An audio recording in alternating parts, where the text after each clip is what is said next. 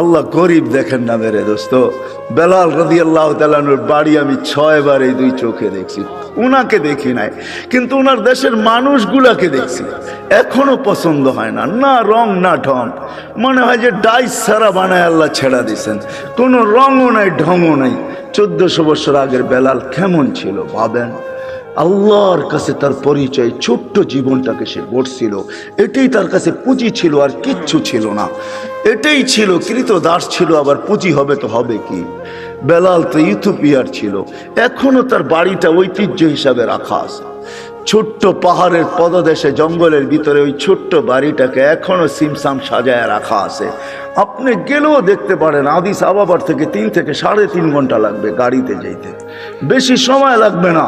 কিন্তু আমার বিশ্বাস আপনি ওইখানে গেলে চোখের পানি ধরেও রাখতে পারবেন না, আপনার ভিতর থেকে কান্না আসবে। আমি 6 বারের একবারও ধরে রাখতে পারি না, ভিতর চোখে পানি ঝরছে, ভিতর থেকে চিৎকার আসছে, বেলাল তুমি কোথায়, আমি কোথায়, বেলাল তুমি কোথায়, দুনিয়া কোথায়, আমার দেশের মানুষ কোথায়, কোথায় তুমি যে জমিনে হাঁটলে জান্নাতে পদধ্বনি হতো। 3 মাস মদিনার থেকে দূরে থাকলে আল্লাহর রসুল স্বপ্নে যায় ডাইকা নিয়ে আসতেন, যে নিজ কবর থেকে উঠবেন, আল্লাহ রসুলের পায়ের নিচের থেকে কিয়ামতের দিন উঠবে, উঠেই আজান দিবে। যে খালি পায়ে উলঙ্গ কিয়ামতের মাঠে যাবে না, সে লাল উটের উপরে চড়া যাবে। আমরা সবাই পায়ে হেঁটে যাব কিয়ামতের মাঠে। আল্লাহ তার কাছে আমলনামা চাবে না, বরং আল্লাহ বলবে আযদিন লানাল ইয়াউমা ইয়া বেলাল, বেলাল দুনিয়াকে একটা আজান শোনায় দে। সে আল্লাহর কাছে পরিচিতি লাভ করছে। মা বোনদের জন্য বলতেছি, রাবেয়ার বাড়ি বেশি দূরে না বেলালের বাড়ির থেকে, মাত্র 1 ঘন্টা ড্রাইভের ডিস্টেন্স। রাবেয়ার বাড়িটাও এখনো রাখা আছে। রাবেয়ার বাড়ি ইথিওপিয়া, যদিও বলে বসরা, সে বসরায় চলে গেছিল কৃতদাসী হিসাবে, কিন্তু তার অরিজিনাল জন্মস্থান, অরিজিনাল বাড়ি ইথিওপিয়ায়। এখনো তার ঐতিহ্য রাখা আছে। বাংলাদেশেও কিছু ঐতিহ্য এখনো রাখা আছে, ঠিক না? সব তো হারায় যায় না, ঠিক না?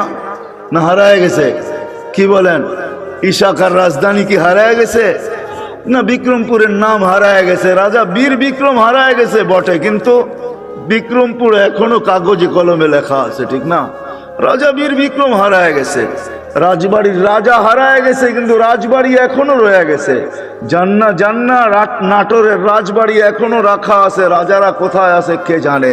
আহসান মঞ্জিল আছে, কিন্তু এখন নওয়াব আহসানুল্লাহ নাই।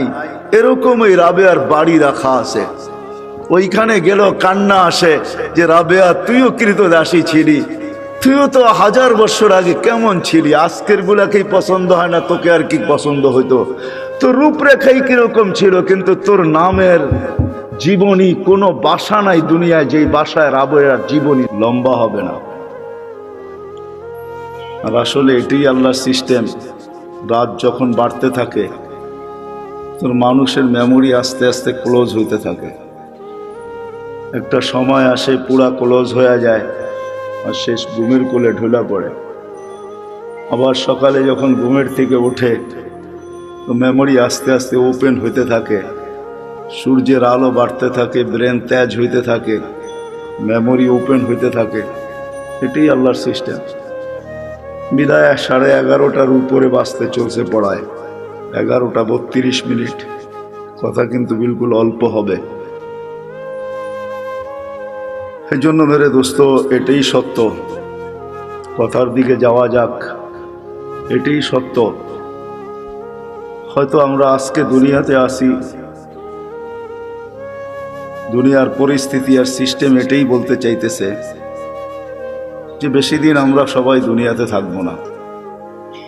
কেননা আমাদের বয়সটাও বেশি লম্বা না, 60 থেকে 70 বছর।